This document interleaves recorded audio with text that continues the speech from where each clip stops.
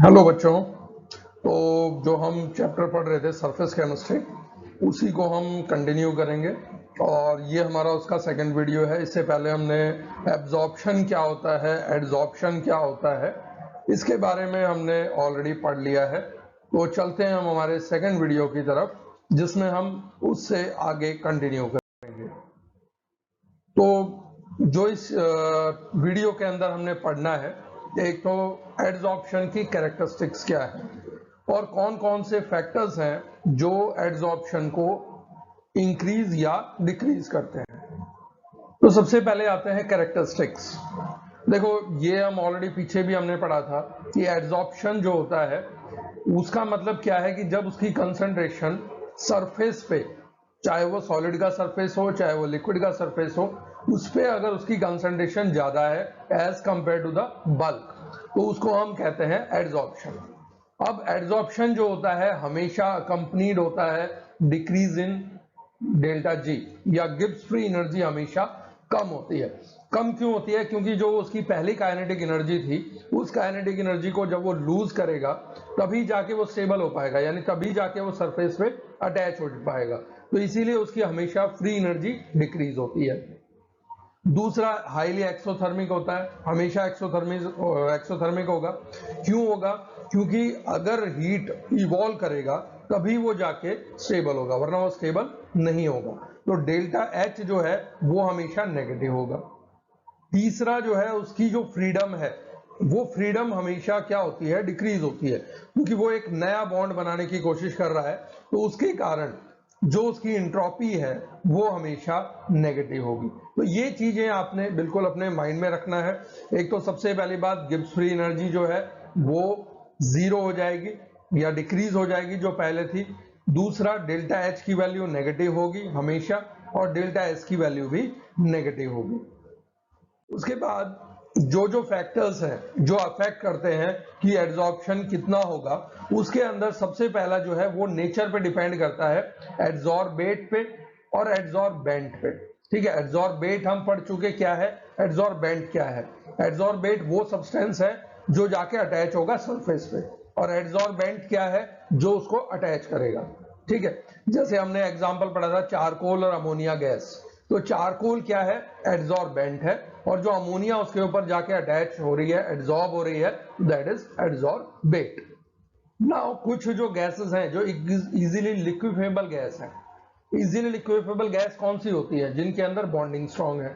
ठीक है, तो अगर उनके बीच में बॉन्डिंग स्ट्रांग है तो वो जल्दी एड्सॉर्ब होंगी एज कंपेयर टू दूसरी एलिमेंटल गैसें, जैसे हाइड्रोजन है, ऑक्सीजन है, नाइट्रोजन है, ये कम जल्दी एड्सॉर्ब होंगी।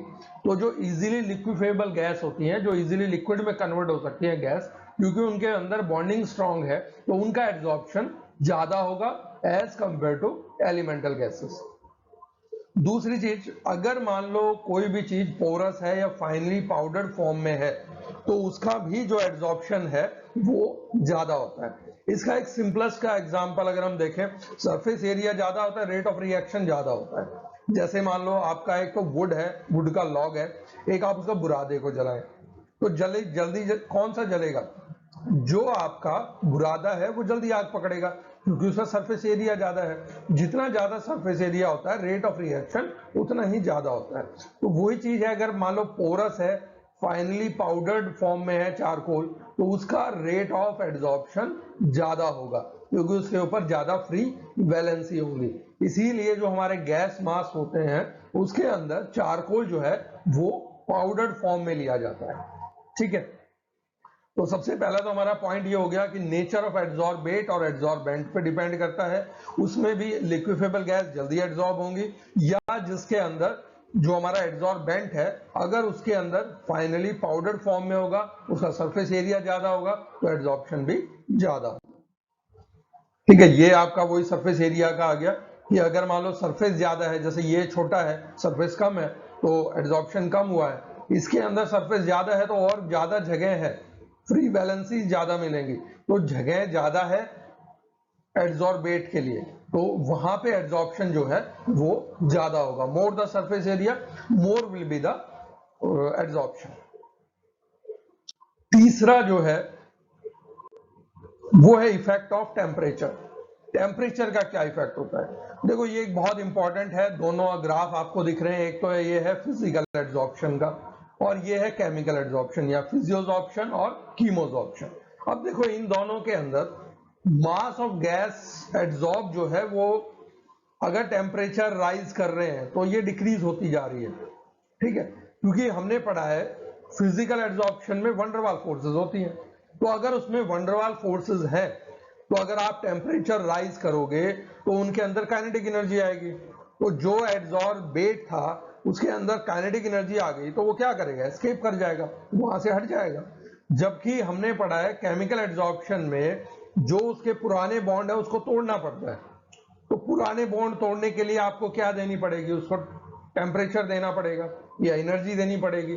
तो एक टाइम तक तो जैसे स्टार्टिंग में तो ये क्या हो रहा है, इंक्रीज हो रहा है, ठीक है, लेकिन उसके बाद नए बॉन्ड बन जाएंगे, अब उसने एड्सॉर्प्शन हो गया उसका। अब अगर फिर और टेम्परेचर आप राइज करोगे तो जो नए बॉन्ड बने थे वो भी टूटने स्टार्ट हो जाएंगे, तो ये फिर डिक्रीज होना स्टार्ट हो जाएगा। इसको आप बहुत अच्छी तरह से समझना कि रेट ऑफ एड्सॉर्प्शन फिजिकल में डिक्रीज होता है विद राइज इन टेम्परेचर, क्योंकि उसके अंदर वीक वंडरवाल फोर्सेस हैं। अगर आप टेम्परेचर राइज करोगे तो उनके अंदर काइनेटिक एनर्जी आएगी, काइनेटिक एनर्जी आएगी तो वो मॉलिक्यूल्स वहां से एस्केप करेंगे या वहां से चले जाएंगे। लेकिन कीमोसॉर्प्शन में पहले इंक्रीज हो रहा है। पहले इंक्रीज क्यों हो रहा है? क्योंकि पहले आपको उसके जो पुराने बॉन्ड्स हैं उसको तोड़ना पड़ेगा, क्योंकि यहाँ पे नए केमिकल बॉन्ड बनने हैं, तो पुराने बॉन्ड टूटेंगे तब नए बनेंगे, तो उस पुराने बॉन्ड तोड़ने के लिए आपको क्या करना पड़ेगा, एनर्जी देनी पड़ेगी। और जब पुराने बॉन्ड बन गए उसके बाद बॉन्डिंग हो गई, बॉन्डिंग होने के बाद अगर फिर आप और टेम्परेचर राइज करोगे तो जो नए बॉन्ड बने हैं वो भी टूटने लग जाएंगे, तो ये आपका कर्व जो है नीचे की तरफ चले जाएगा, यानी रेट ऑफ एड्सॉर्प्शन अब जो है डिक्रीज होना स्टार्ट हो जाएगा। पहले इंक्रीज हुआ फिर डिक्रीज, जबकि फिजिकल एड्सॉर्प्शन में अगर आप टेम्परेचर राइज करोगे तो रेट ऑफ एड्सॉर्प्शन हमेशा डिक्रीज होगा।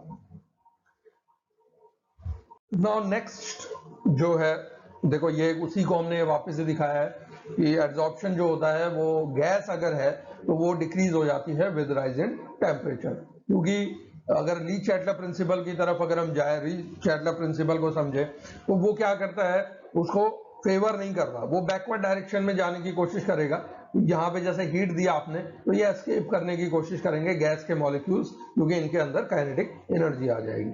लेकिन जब हम उसको क्लासिफाई करेंगे फिजिकल एड्सॉर्प्शन और केमिकल एड्सॉर्प्शन में, तो फिजिकल एड्सॉर्प्शन में हमेशा आपका डिक्रीज होगा with rise in temperature, chemical adsorption के अंदर पहले इंक्रीज होगा और उसके बाद फिर डिक्रीज होना स्टार्ट होगा। प्रेशर का क्या इफेक्ट होता है? देखो अगर बाहर से अगर हम प्रेशर लगाएंगे तो प्रेशर लगाने से क्या होगा कि मॉलिक्यूल नजदीक आएंगे, एड्सॉर्बेट और एड्सॉर्बेंट के नजदीकी आने से उनके अंदर जो है एड्सॉर्प्शन जल्दी होगा। तो प्रेशर को इंक्रीज अगर हम करेंगे तो रेट ऑफ एड्सॉर्प्शन जो होता है वो इंक्रीज होता है। अब देखो इसके अंदर भी एक मेन चीज है आपकी कि यहाँ पे अगर आप देखोगे तो ये pressure with rise in pressure increase हो रहा है, ठीक है, ये थोड़ा सा एक पूरा ग्राफ नहीं है। देखो अब यहाँ पे एक और है फ्रेंडलिक का आइसोथर्म, इसको हम एक्सप्लेन करते हैं। यहाँ पे देखो अब यहाँ पे क्या हो रहा है, स्टार्टिंग के अंदर रेट ऑफ एड्सॉर्प्शन प्रेशर के साथ बहुत इंक्रीज होगा, यानी अगर प्रेशर आपका कम है तो रेट ऑफ एड्सॉर्प्शन इंक्रीज होगा एट लो प्रेशर। क्यों होगा?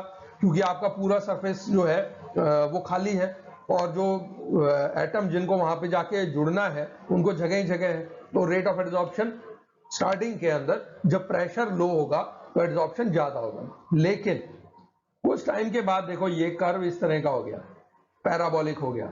यहां पे रेट ऑफ एड्सॉर्प्शन डिपेंड कर रहा है 1/n। ये 1/n क्या है?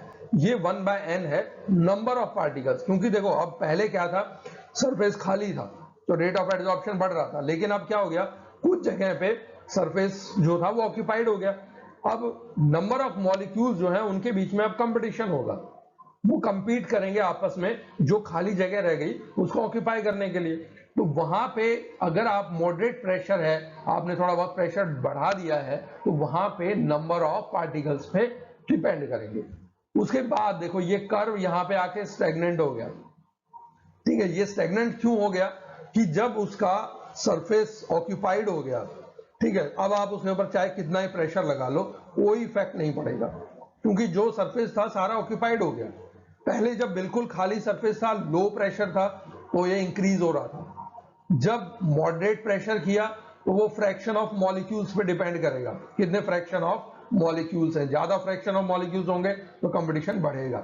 और उसके बाद जब उसका सरफेस पूरा ऑक्यूपाई हो चुका है, जितने उसके ऊपर मॉलिक्यूल्स एड्सॉर्ब्ड होने थे वो हो गए, अब आप उसका चाहे कितना ही प्रेशर इंक्रीज कर लो, एड्सॉर्प्शन इंक्रीज नहीं होगा। तो ये हमारा फ्रेंड लिखा एड्सॉर्प्शन आइसोथर्म है।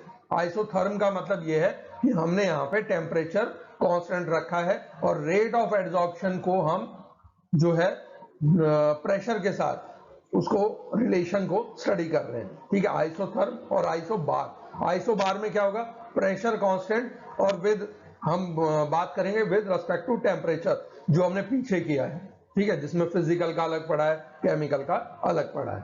तो ये हमारा उसका रिलेशन है रेट ऑफ एड्सॉर्प्शन का विद रिस्पेक्ट टू प्रेशर। पहले इंक्रीज होगा लो पे, जब आप मॉडरेट करोगे तो नंबर ऑफ पार्टिकल्स पे डिपेंड करेगा, और हाई प्रेशर पे इंडिपेंडेंट हो जाएगा, आप चाहे कितना ही प्रेशर लगा लो, क्योंकि वो सरफेस ऑक्यूपाई हो चुका है। तो ये वही चीज है, at low pressure mass of substance is directly proportional to pressure applied, और at moderate pressure mass of substance absorb is directly proportional to fraction of molecule. और हाई प्रेशर के ऊपर सब्सटेंस एब्सॉर्ब जो होगा वो इंडिपेंडेंट हो जाएगा pressure से, क्योंकि जो आपका सरफेस था वो सारा ऑक्यूपाई हो चुका है। अब इसका एब्सॉर्प्शन का एप्लीकेशन क्या है? देखो, एक तो हम हाई वैक्यूम प्रोड्यूस करते हैं एयर के अंदर। चारकोल जो होता है वो क्या करता है, जो भी हमारे गैसेस के मॉलिक्यूल्स हैं उनको एब्सॉर्ब कर लेगा। तो अगर हमें कहीं पे हाई वैक्यूम प्रोड्यूस करना है तो वहां पे चारकोल को यूज करके, यानी एड्सॉर्प्शन प्रोसेस को यूज करके हम उसको हाई वैक्यूम को प्रोड्यूस कर सकते हैं।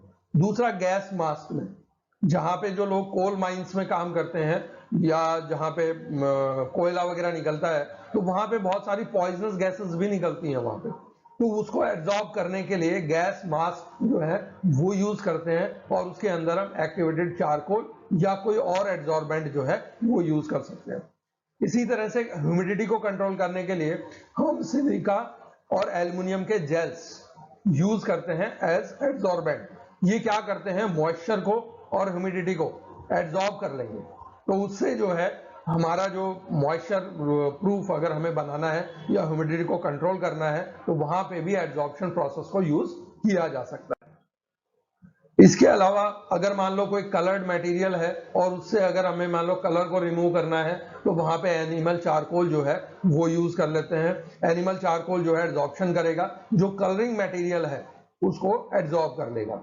इसी तरह से जो हमारे कैटालाइसिस होते हैं, यानी कैटलिस्ट जो होते हैं, वहां पे भी हम जो हेट्रोजीनियस कैटलिस्ट होते हैं और एक होमोजीनियस होते हैं, उसको हम आगे पढ़ेंगे, पर बेसिकली कैटलिस्ट जो है वो भी क्या करते हैं, इस प्रोसेस के अंदर एड्सॉर्प्शन को ही यूज करते हैं।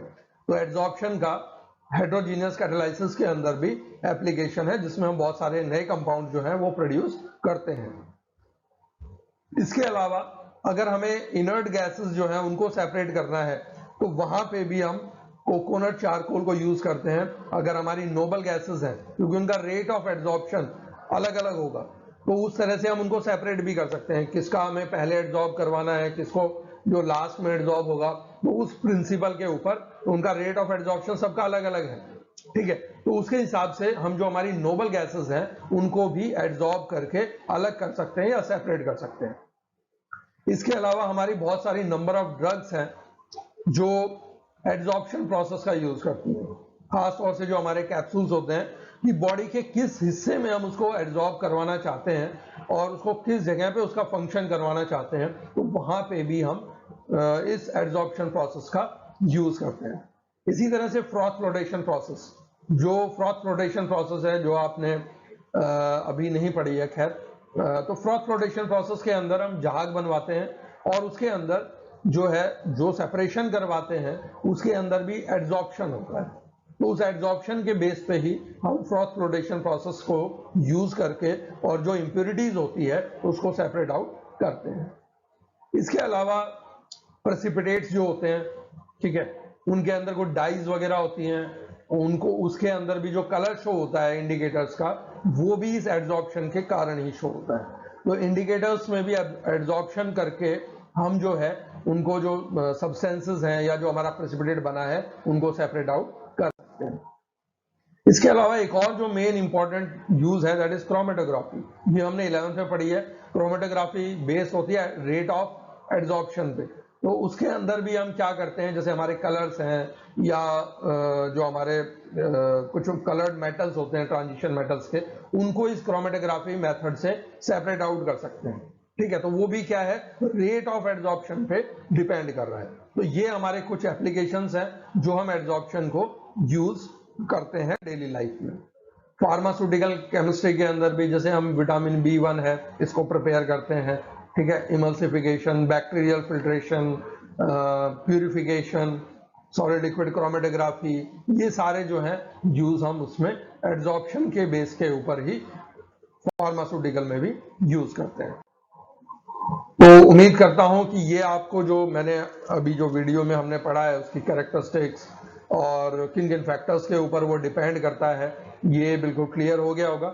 अगर आपको फिर भी अगर कोई डाउट रह जाता है, देखो आपने सबसे पहली बात तो वीडियो स्किप नहीं करना है, क्योंकि एक एक छोटे छोटे टर्म्स होते हैं या रीजनिंग के क्वेश्चंस होते हैं, अगर वो आप स्किप कर रहे हो तो वो आपके रह जाएंगे। आपने ऊपर ऊपर का पढ़ा, बेसिक्स आपके अगर क्लियर नहीं हुए तो फिर वो आपको एग्जाम में प्रॉब्लम क्रिएट करेंगे। तो इसीलिए आपने पूरे को वीडियो को एक एक स्टेप पे पूरा देखना है। फिर भी अगर आपको कोई डाउट है तो आप मुझसे वो क्लियर कर सकते हैं, चाहे व्हाट्सएप से चाहे टेलीफोनिकली। ठीक है, तो बेस्ट विशेस, अपनी स्टडी करते रहिए, अपने आप को सेफ रखिए, बाहर घूमने के बजाय घर के अंदर रहिए और अपनी स्टडी को कंटिन्यू करिए। Thank you.